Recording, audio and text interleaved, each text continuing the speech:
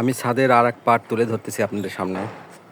এটা হইতেছে লাল ধরনের একটা বেগুন বেগুন বলিয়ে বা কাগজ ফুল। এটা হইতেছে দেশি জবা।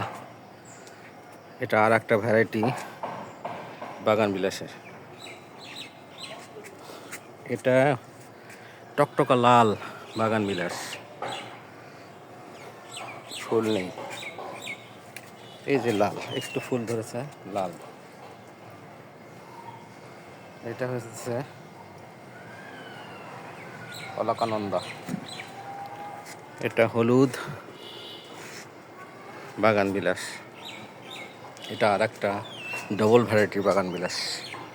ফুল খুব কম, প্রচণ্ড রোদের কারণে ফুলগুলো ঝরে গেছে। এটা আর একটা দেশি জবা। এটাও আর একটা বাগান বিলাস। আগেই বলেছি ফুল খুব কম,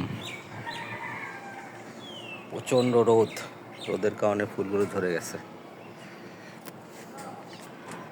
এটা হইতেছে সবেদা, থাই সবেদা, 12 মাসি ফুল এসেছে গাছে।